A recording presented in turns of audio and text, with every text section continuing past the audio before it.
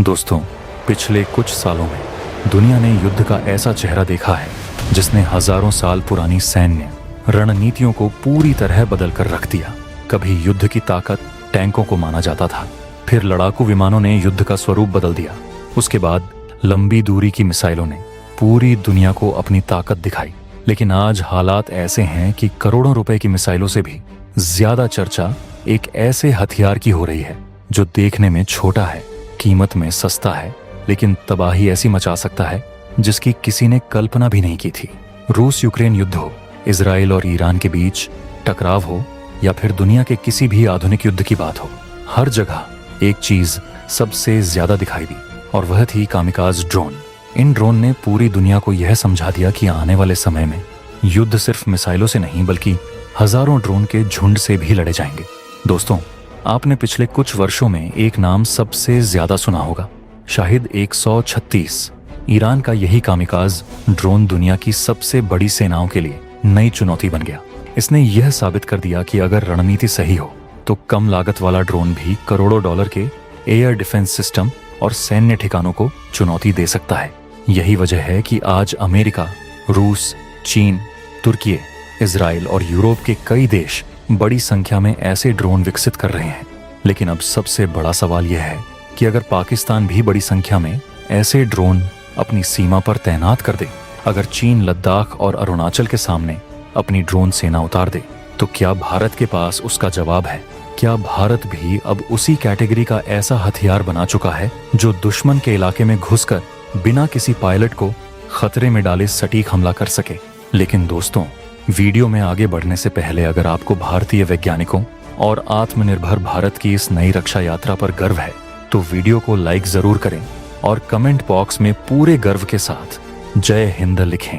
क्योंकि दोस्तों, जय हिंद सिर्फ एक शब्द नहीं बल्कि उन वैज्ञानिकों, इंजीनियरों और सैनिकों के सम्मान का प्रतीक है जो दिन रात भारत को पहले से ज्यादा सुरक्षित और पहले से ज्यादा शक्तिशाली बनाने में लगे हुए हैं।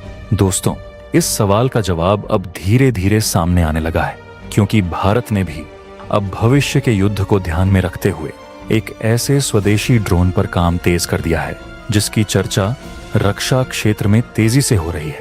इस ड्रोन का नाम है काल। नाम सुनकर ही अंदाजा लगाया जा सकता है कि इसे किस सोच के साथ तैयार किया गया होगा। कंपनी का दावा है कि यह लंबी दूरी तक उड़ान भर सकता है, कई घंटों तक हवा में रह सकता है और दुश्मन के सबसे अहम सैन्य ठिकानों तक पहुंचकर अपना मिशन पूरा कर सकता है।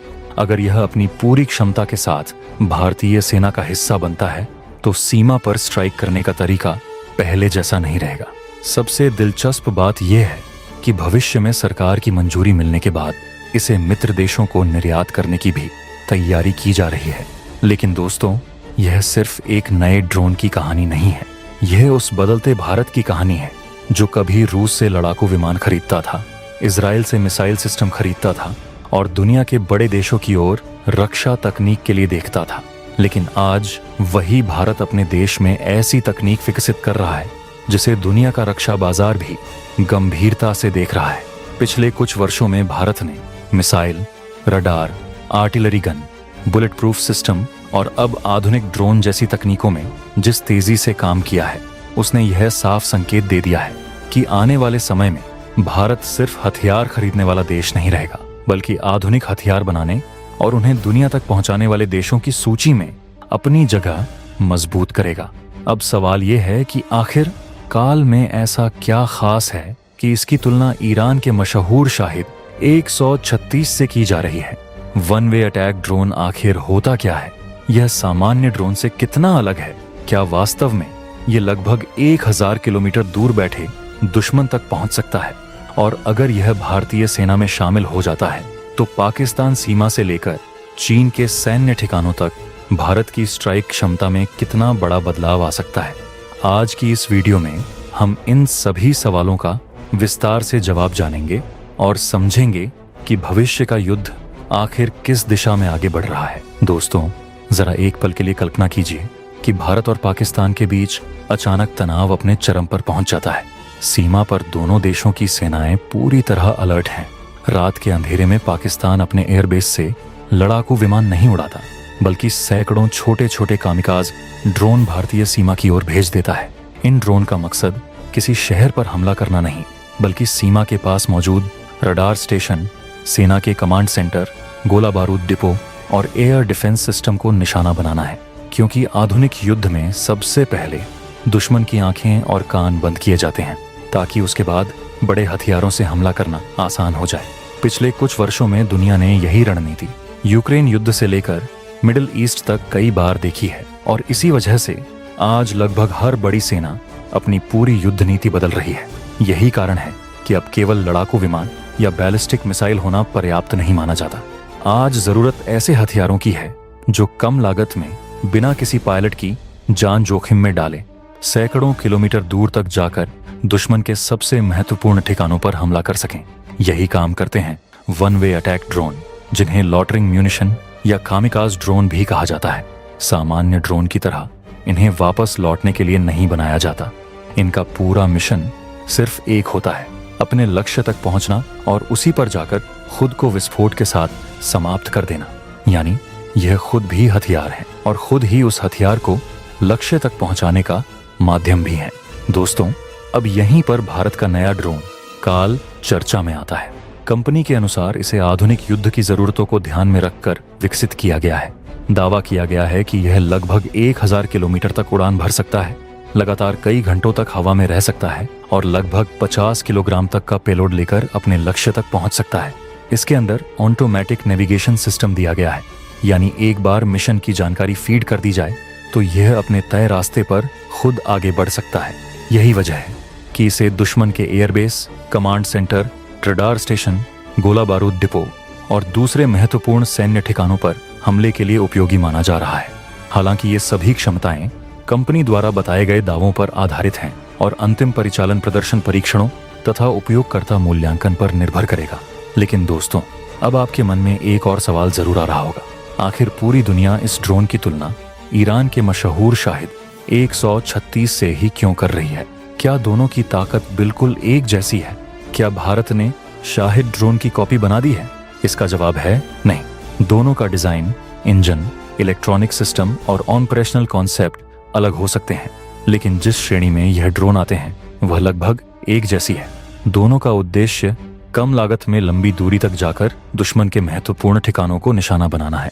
यही कारण है कि रक्षा विशेषज्ञ इन्हें एक ही वर्ग के हथियारों के रूप में देखते हैं, भले ही उनकी तकनीकी क्षमताएं अलग अलग हों। यही वजह है कि आज दुनिया के लगभग सभी बड़े देश इस तरह के हथियारों पर तेजी से निवेश कर रहे हैं, क्योंकि अगर कुछ लाख या कुछ करोड़ रुपए की लागत वाला ड्रोन दुश्मन के कई 100 करोड़ रुपए के air defence system, fighter jet या कमांड सेंटर को नुकसान पहुंचा सकता है, तो युद्ध की पूरी अर्थव्यवस्था बदल जाती है। पहले जिस लक्ष्य को नष्ट करने के लिए महंगी क्रूज मिसाइल दागनी पड़ती थी, अब वही काम अपेक्षाकृत कम लागत वाले कामिकाज ड्रोन भी कर सकते हैं। यही कारण है कि आने वाले समय में ड्रोन युद्ध की भूमिका और भी बड़ी होने वाली है। लेकिन दोस्तों, काल की कहानी सिर्फ यहीं तक सीमित नहीं है। असली खेल तो तब शुरू होता है जब भारत इसे केवल अपनी सेना के लिए नहीं, बल्कि पूरी दुनिया के रक्षा बाजार के लिए तैयार करने की योजना बनाता है। अगर ऐसा हुआ तो भारत की पहचान सिर्फ हथियार खरीदने वाले देश की नहीं रहेगी, बल्कि आधुनिक ड्रोन तकनीक निर्यात करने वाले देशों की सूची में भी तेजी से मजबूत हो सकती है। और यहीं से इस पूरी कहानी का सबसे महत्वपूर्ण अध्याय शुरू होता है। अगर भारत का यह ड्रोन भारतीय सेना में शामिल होता है तो इसका फायदा सिर्फ एक नया हथियार मिलने तक सीमित नहीं रहेगा। सबसे बड़ा फायदा ये होगा कि भारतीय सेना बिना किसी पायलट की जान जोखिम में डाले सैकड़ों किलोमीटर दूर बैठे दुश्मन के महत्वपूर्ण सैन्य ठिकानों पर हमला कर सकेगी। मान लीजिए भविष्य में सीमा पर किसी तरह का तनाव पैदा होता है और दुश्मन अपने airbase, command centre, radar station या गोला बारूद डिपो को पूरी सुरक्षा के साथ छिपा कर रखता है। ऐसी स्थिति में पहले वहां तक लड़ाकू विमान भेजना पड़ता था, जिसमें पायलट की जान का भी खतरा रहता था।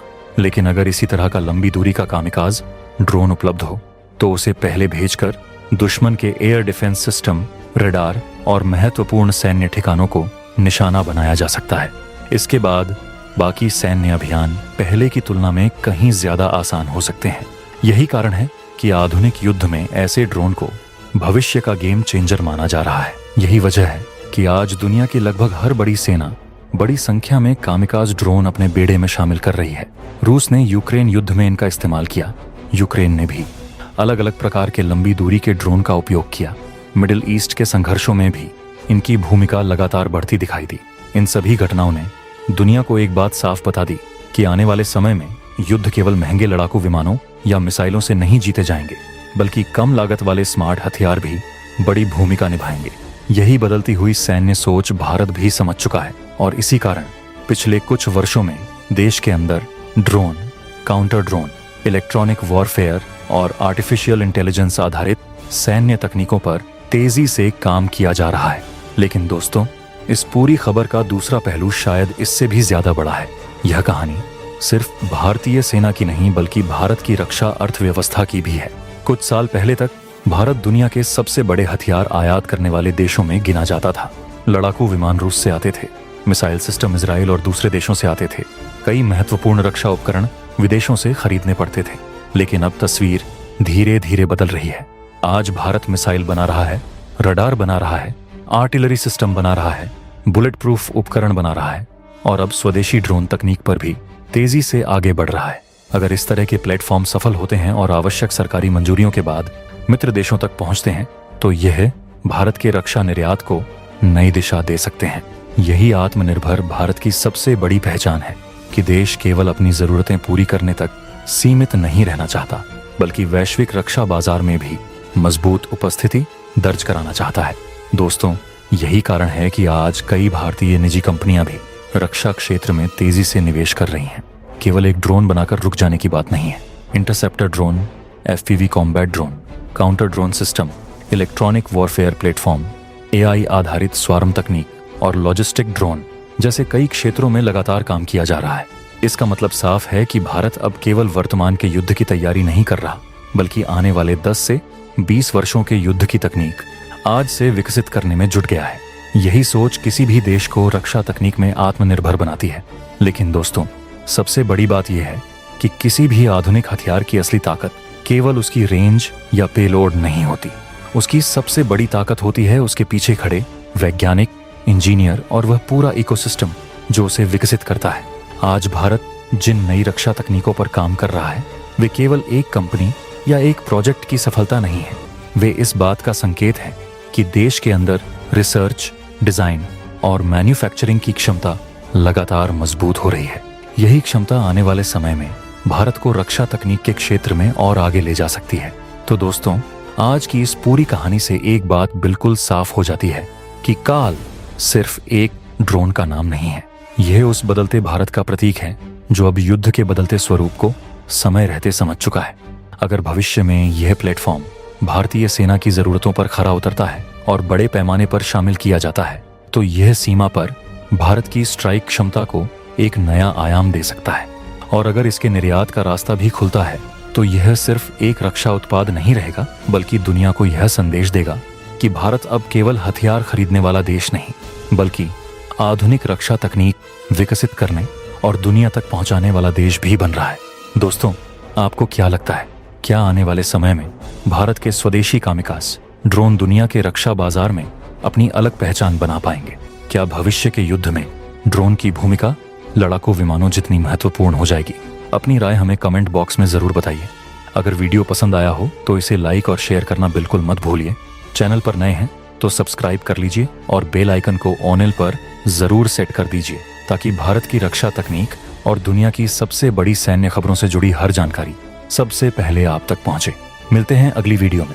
तब तक के लिए जय हिंद, जय भारत।